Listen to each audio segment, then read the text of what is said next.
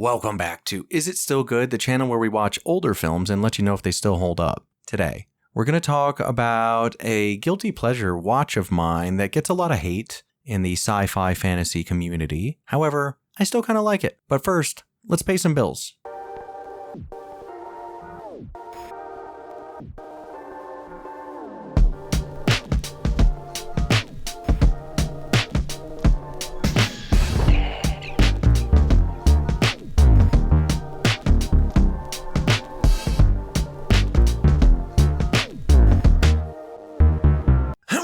Okay, hopefully you guys purchased one or both of my published Knorvels, and today we're going to talk about Alien Resurrection. And Alien Resurrection is just like one of those movies that I've always kind of liked. It's a guilty pleasure watch. I've seen it multiple times, and I watched it again last night with a date, and she had never seen it before. She was kind of new to the Alien franchise on a whole. We went through Alien 1, Aliens, and now we skipped 3, and we went right to Resurrection. 3, it just makes me too mad. You don't kill Newton Hicks off camera before the film starts and then put Ripley on like this weird rapey man prison colony. I'm just not into it, okay? I know that 3 has some redeeming parts, some fun moments, but on a whole, I just boycott it altogether. I think it was a huge abomination, should never have been made. And a lot of people say the same thing about Alien Resurrection. So let's delve into it. And this movie came out in 1997. It's rated R, runs 1 hour, 49 minutes. And on IMDb, it's rated 6.2 out of 10.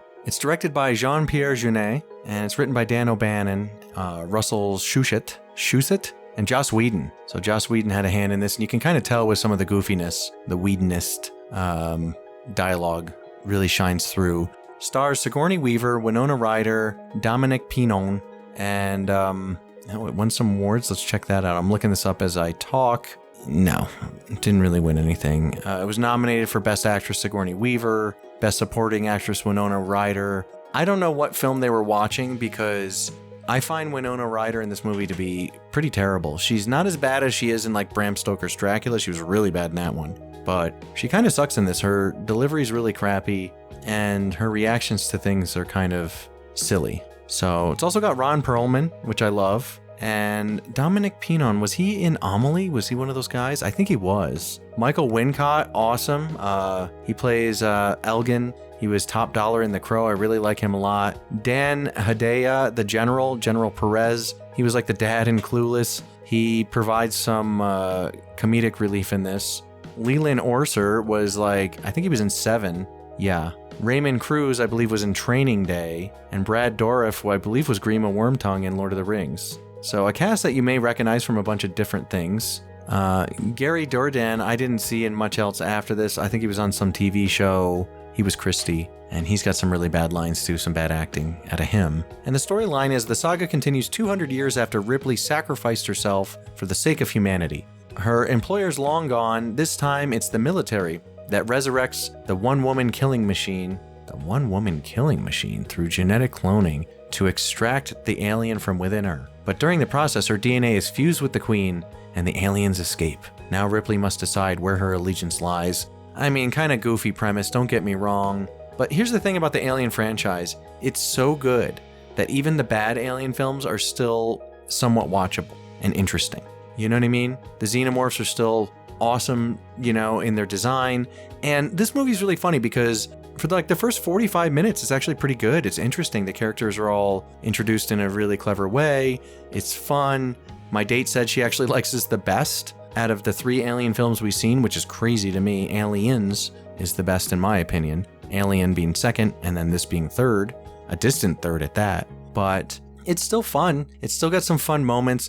It just runs into pacing issues in the third act, and towards the end, it just really slows down, following that same kind of format of big baddie surprise at the end, which I don't know. It's okay. The weird half man, half xenomorph baby thing that's made is really weird. I don't like it, but Ripley dispatches it in a really clever way by using her blood to burn a hole in the window in deep space where the thing is sucked out extremely painfully. It just sounds awful. And then Ripley and Winona Ryder's character, the synthetic, along with Dominic Pinon and Ron Perlman, survive and find themselves on Earth, where I'm not really sure what happens from there, but it's like a meh ending. It's a meh ending movie, but it is fun up until then, and it's got some really interesting moments. And like my date said, this one is like you can see everything very clearly. The blacks are still very rich and dark, but there's like a nice sepia contrast to everything in this film, and it looks really sharp. So Jean-Pierre Jeunet, I mean, he had a really good vision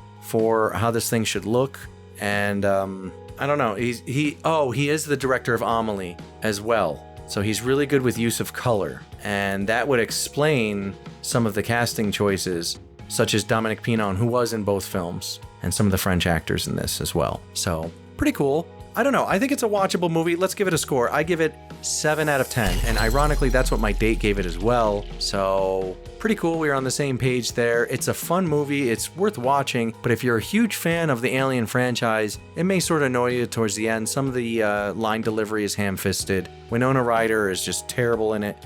Gary Dourdan is pretty ham-fisted.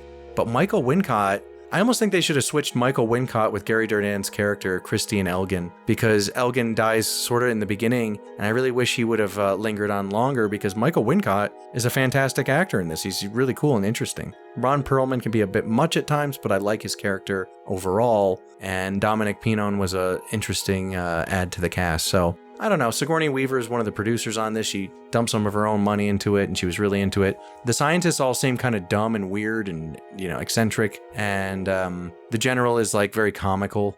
So I don't know. It's a goofball film for sure. Don't take it too seriously. But if you're going to watch it, it's a 7 out of 10. It's watchable. It's fun. It's got some fun moments. It's got some really good action in it too. Some kind of clunky CGI in some of the xenomorphs, and like the swimming scene and things like that. But on a whole, it's a watchable film. And I give it a thumbs up. So anyway, that's it for me. And I will see you guys next Friday on Is It Still Good?